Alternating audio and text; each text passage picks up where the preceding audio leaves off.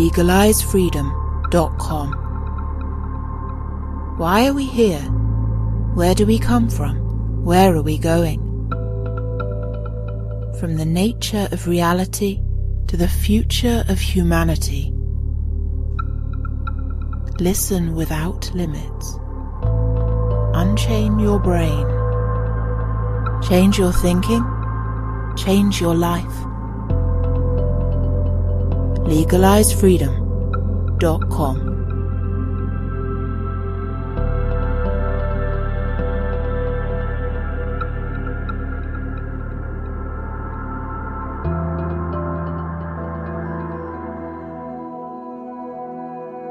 Greetings and welcome once again to legalizefreedom.com. I'm your host Greg Moffat, and my guest today is Sarah Janes, who joins us to discuss her book, Initiation into Dream Mysteries, Drinking from the Pool of Mnemosyne. Most people tend to regard their dreams as possessing little or no significance.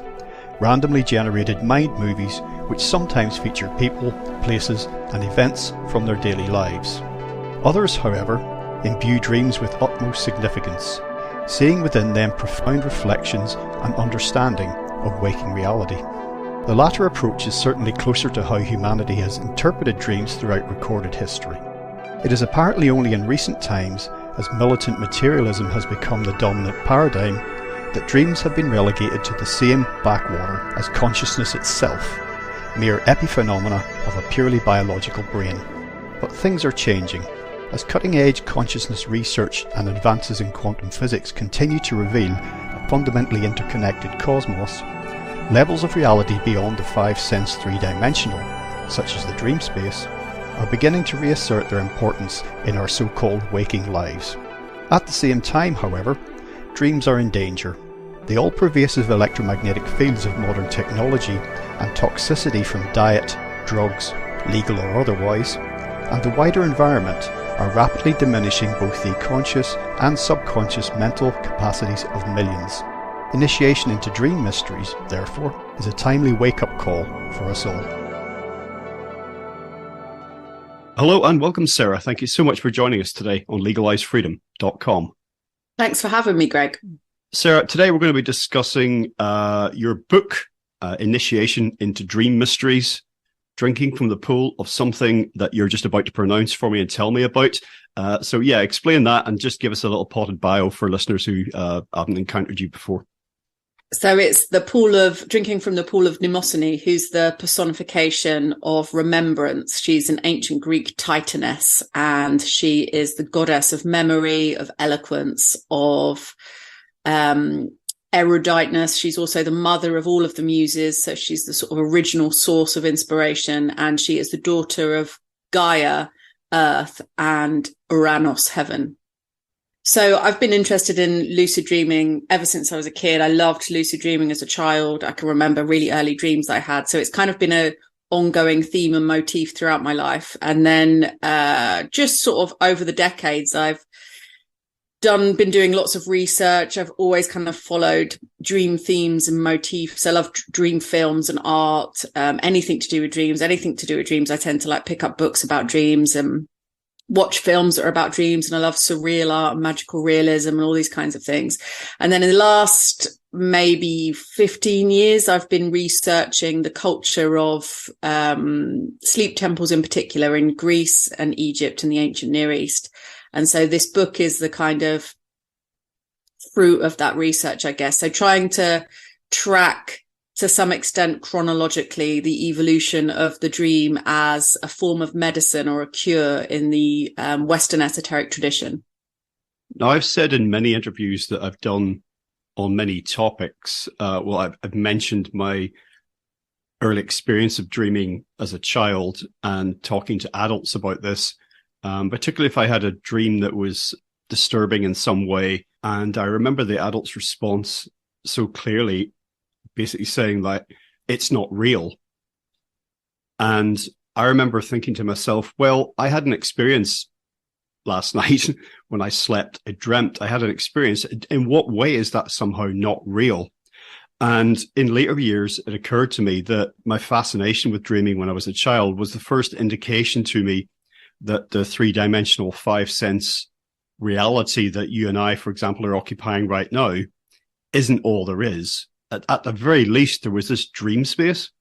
And the laws of time and space went out the window there as well. So I thought, well, that is real in any way you like to spell real. So maybe the sounds that you had a similar experience with lucid dreaming. Now, that's not something I think I've ever experienced. The closest I think I've come to that is relatively recently. If I was in a dream phase that I did not like, I've learned to stop it. Just by saying stop in my dream, I say stop, and then I'm out of it. So, on some level, I'm aware I'm dreaming, but I'm not sure if that's lucid. I think lucidity is really a sort of spectrum, and even the term lucidity is not necessarily a brilliantly accurate description of the experience. I think that you can have lucid dreams where you're aware of the fact that you're dreaming. You can have lucid dreams where you can control and completely change and create new dream scenes and new dream characters and new dream things. And then people have lucid nightmares as well. In fact, a lot of children, as you were saying about having nightmares and unpleasant dreams, learn to become lucid because they learn to either stop nightmares or to become aware in the nightmare and change the scenery. So that's how lucid experiences do start for a lot of kids.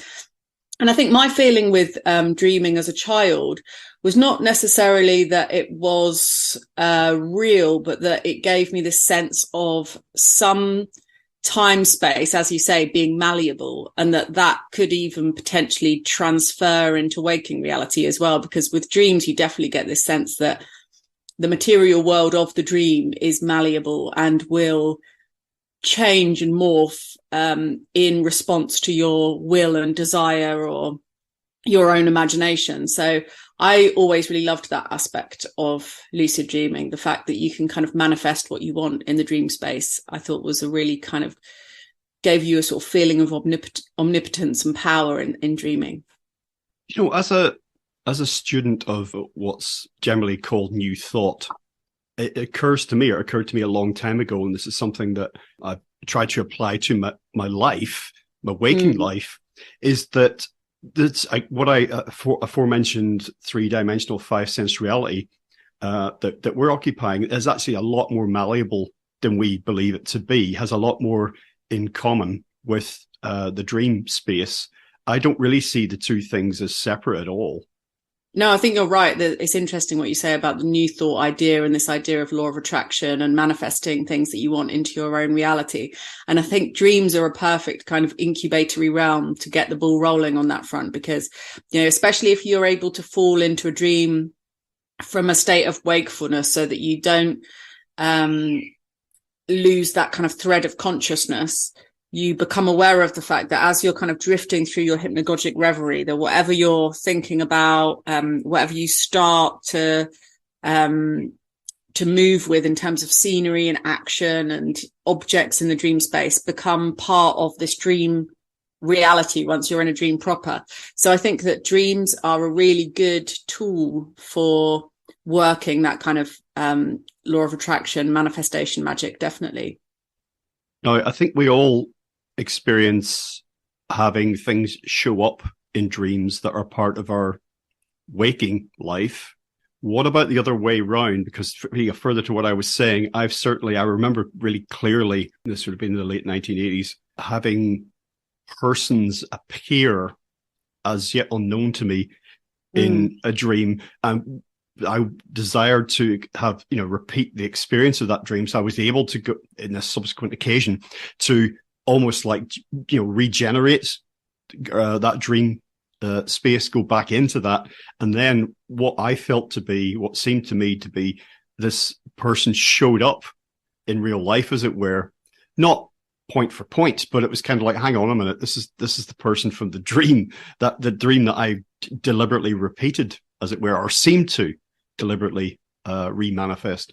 Well, I think that's why I find ancient dream culture so interesting, because there's a real emphasis on dreams being keys to discovering the future, which I think hints at a kind of view of reality that is quite reliable in a lot of ways, because although you do get dreams used as a kind of narrative device and technique to, like in the ancient world, dreams were considered super important. So you see a lot of these dreams in ancient texts or ancient inscriptions that will be stories of divine entities conveying kingship, for example, on certain pharaohs or kings. And so in that instance, the dream validates a particular pharaoh or king's claim to any throne. So you can see how the dream is considered to be this like divine guarantee of sovereignty, or for proof and evidence of the gods, if they appear to you in a dream, that you're legitimately given certain roles or given certain powers. And in ancient Egyptian dream interpretation in particular, there's definitely this idea that dreams reveal the future. And, you know, it's difficult for us to imagine, but because most dream interpretation these days and dream analysis is about what does the dream mean about a person? What does a dream mean about your personality or your experience or your trauma or whatever it is? But in the ancient world, the dreams were always about what does this mean about your future? So I think that you know, dreams are amazing because certainly in the case of sort of ordinary dream accounts and ordinary dream interpretations, there's a real kind of veracity in dream texts because they're true and they reveal a lot about the kind of thinking of the day as well. So there was definitely this idea that dreams could contain the future and reveal the future. And I think, to me, this, you know, I think dreams are the most interesting avenue in terms of consciousness science as well. And they do appear to occur in this timeless realm as well. So I think there's something of the collective consciousness in the dream space at times where you have access to more information than your waking mind can process. I mean, even within dreams, you have things like omnipotent vision, and you can see close up and far away at the same time. You can see from multiple perspectives. So there's this real different way of experiencing dream space. So I think there's a lot of kind of interesting aspects to that definitely I think are areas that consciousness science should be investigating a bit more thoroughly than they are. Dreams get neglected a little bit, and there's a lot of interest, understandably, in psychedelics doing that kind of thing where they soften the default mode network and they make us have this kind of broader, more open-minded experience of the world, maybe even synesthetic, you know, a synesthetic understanding of reality. And maybe dreams return us to that kind of synesthetic experience of place and time. Yeah, I mentioned earlier about the sense that I had when I was very young, that reality and time and space and these not being fundamental. I felt like the dream was revealing to me something more at the ground of reality. And it was in dreaming that I first also had the sense of an interconnected order in all things, you know, that reality is like self-organizing. The patterns and the design that are apparently, for example, in nature, in the world around us, that there was something, that there was meaning and purpose in all of this was revealed to me in dreams. Again, that the consciousness that was the mediator for dreams was in fact fundamental, and not that time and space almost seemed like, because their laws were violated so readily in the dream space, that they were seen as just entirely incidental, just functions of a narrow reality that we just happen to be experiencing right now. Yeah, I think dreams, one of the reasons I was so into dreaming as a kid was that I thought that if I could like nail lucid dreaming and lucid dream all the time, then I would transcend death when that came along, that it would enable me to kind of consciously go into the next life or to experience it. I was really into the film. Have you ever watched Brainstorm? Yes, that's one of my favorite films, actually. It's incredible. I mean, it's another one of these things that's necessarily by the studio, I suppose, spun as kind of like in a certain way, you know, a dramatic way, but you start thinking about the different levels of the concepts in there. It is mind-blowing. Yeah, it really got me thinking as a kid, you know, when you think you've got all these niche interests that you've cultivated, over a lifetime, or avenues of learning that you've pursued, and then quite often you discover, oh, I just got it all from this film that I saw in the 80s. Like my whole life can be like reduced down to watching a lot of 80s films or whatever. But Brainstorm, I loved the idea of that. So it's the idea that this woman invents a machine that can record thoughts, feelings, and experiences, and it's about like being able to give another person somebody else's thoughts, feelings, and experiences and sensations. And then she is dying, and she accidentally dies on the machine, has a heart attack, I think, and so someone is able to experience her experience of dying afterwards. And I really found it fascinating, Brainstorm, and it was one of those things that inspired me to think about if you can maintain that consciousness of experience as you are transitioning. Because in a lot of cultures, there's this idea that you should have a good death. You know, you should die consciously and not feeling terrified, and be aware of what's happening to you. And I think something similar, I mean, across culturally, there's very much this idea that there are parallels between dreaming and dying, in the Buddhist tradition, in the ancient Egyptian tradition. It's in a lot of different cultures, this sort of parallel. Christopher Walken is in Brainstorm. Am I remembering that correctly? Now, there's another film that's had a deep effect on me based on the Stephen King story. And off the top of my head, I'm a bit of a culture vulture, and I can't stand not remembering things. The movie being discussed is The Dead Zone, directed by David Cronenberg. He foresees a US president starting a nuclear war. So he therefore decides to go out, and he knows that he has to kill the president to stop this happening. But does that trigger any memories with you? Can you remember what the film's called? Dreamscape. No, it's a 1980s film based on a Stephen King story, and I just can't remember what the hell it is, but Christopher Walken's the star in it. Yeah, I can't remember. The Dreamscape is also pretty good, though. That is where they're working in a lab to get people to enter into others' nightmares and help them resolve their nightmares with psychic powers. Well, I mean, I'm sure we could do an entire show based on, dreams in popular culture. But speaking about culture, actually, now I've got a quote here, and tell me if this is from your book, because I wrote this down a few weeks ago. But it's really thinking about where we are now, in terms of, the early 21st century. I say early, I mean, my God, how many years are we into it?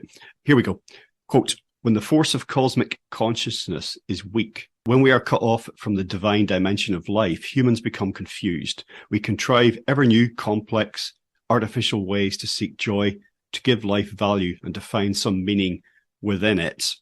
And I've written and spoken about this so many times. I really think that that's where we do find ourselves now in our contemporary culture. And the dreaming dimension for me has something to say to this. For me personally, if I find myself in life on, how shall I put it, the wrong path, that's where feedback is given to me in the dream space. And I awake with a knowing of, having received a message. It's like, yes, I should do this. I should not do that. Yeah, I wonder about the impact of the sort of current culture of especially social media and devices on dreams themselves. Like, I think that they actually destroy meaningful, good dreams. Not just because the amount of light you're exposed to diminishes your sort of optimal circadian rhythmic function, but also because of the lack of quality in the imagery and the narrative and the artfulness of the images that you're taking in and the stories that you're taking in. If you think about sort of scrolling through an Instagram feed or TikTok, it's just so bland and banal and uninteresting, and yet it's utterly addictive. And I think there is something about being addicted to the kind of light and the motion. And I wrote about this in my book a little bit, this idea of there's something about looking at social media and the rapid up and down eye movements that you make when you're scrolling that is very similar to how you experience trauma physically. When you're in a traumatized state, you are kind of trying not to look too much in broad, open, sweeping left to right movements. You're sort of panic looking at something, and your movements of your eyes are moving up and down really rapidly.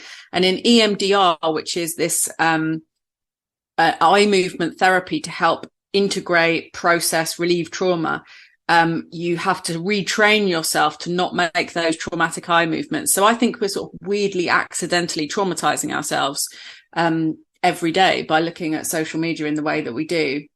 And I wonder whether I actually think virtual reality might be better for dreaming and the quality of dream content, because it's a more natural, immersive experience of art and culture to feel immersed in it and to have an experience of sort of depth of field.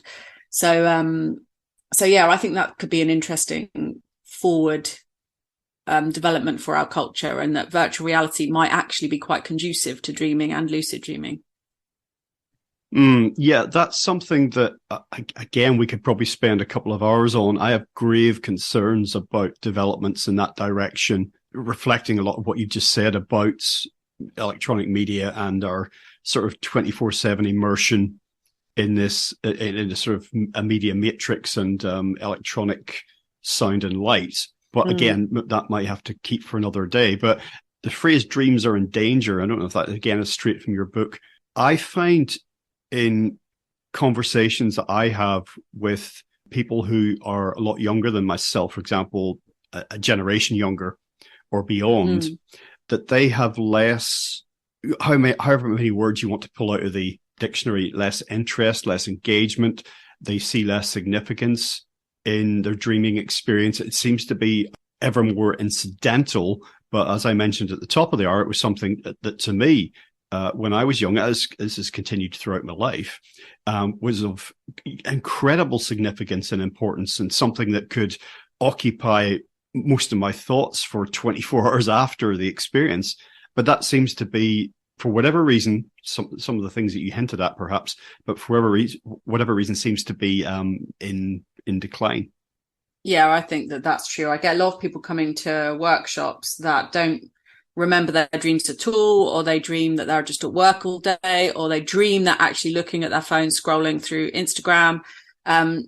It's interesting to see what kind of items from material culture start getting into dreams. I find that interesting. So lots of people have phone-based dreams now, which is pretty dull. And the interesting thing about, if you watch, as kids, we watch a lot of TV and films, but TV and films, although you're still looking at a screen, you kind of immerse yourself in the imaginative world. You don't do that when you're looking at social media. So it still remains very much on the kind of surface.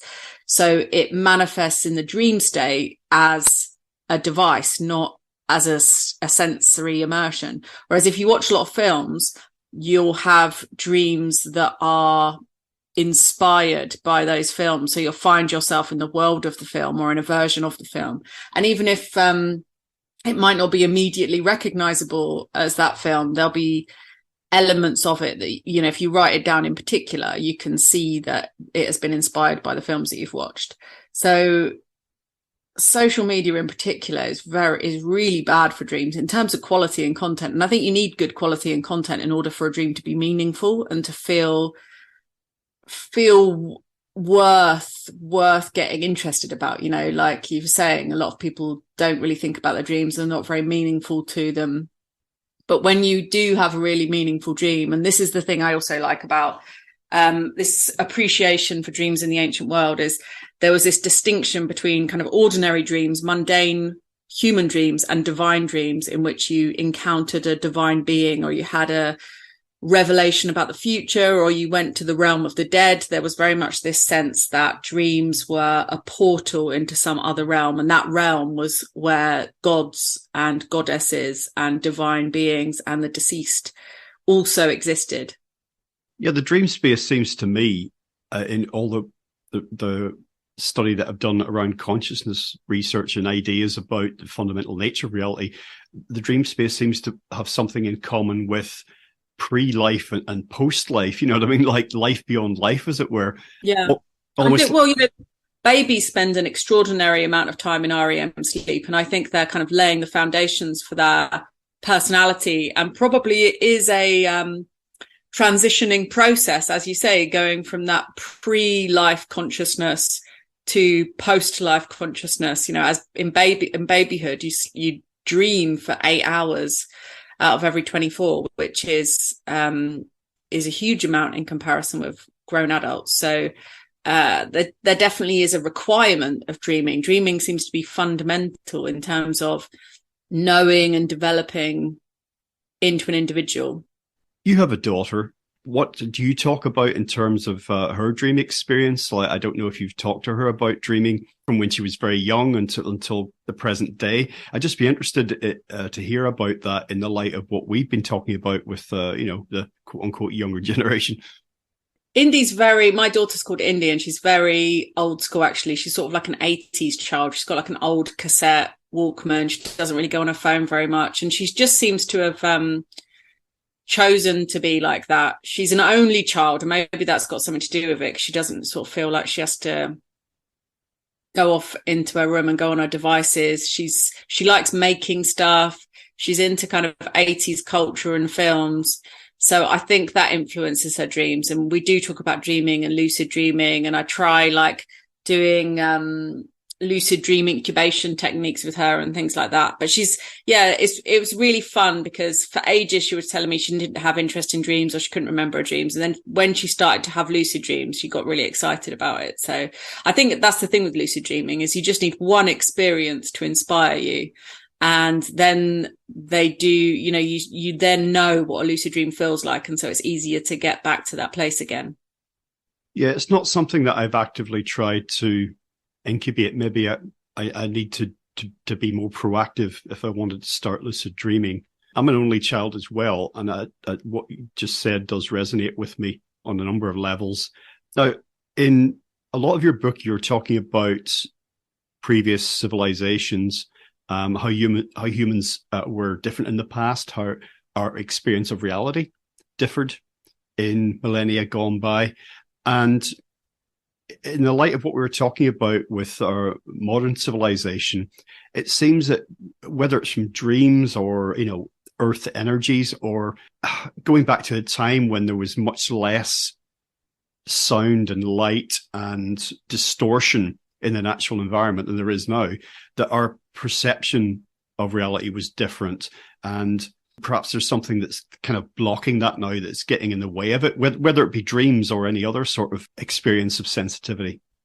Yeah, I think that's a good point about this idea, this sort of division of light and darkness. And now there is really no division. And when you look into the ancient cultures of Egypt and the Near East about the night was this sort of special, dangerous time where human beings were vulnerable to the creatures and the entities of night, darkness, and chaos. So it would completely have changed your experience of dreaming. And especially, I think culture crafts consciousness to an extent. So depending on the material culture of the time, the religious thoughts, feelings, philosophies of the time, definitely perception is malleable in different environments. So for example, something like in the ancient Near East, people believed that the stars were gods, they were divine beings. And just imagining, really genuinely believing and feeling that, you can see how your perception of the world and the cosmos would be completely different. So that's one of my favorite things about doing this research, is trying to get myself into the mindset of stripping away like everything I think I know as a modern human being, and trying to really inhabit that space of believing that the universe is full of living, luminous, divine beings. So we were talking about the sort of deleterious effects of the technological environment, sort of the electromagnetic soup that we all live in, relative to our subconscious, unconscious life. In fact, also collective consciousness. There's the phrase sleep hygiene, which appears in your book. I'm not sure if that's your own or whether that's something that already existed, but it also made me think about other dimensions which may or may not be relevant to dreaming. I'd be very interested to have your thoughts on this in terms of toxicity, diets, drugs, alcohol, not just the electromagnetic soup, but all the other things that that are part of how we exist as humans in the 21st century. That concludes part 1 of our interview. Part 2 will be available soon in the subscribers area at legalizefreedom.com. legalizefreedom.com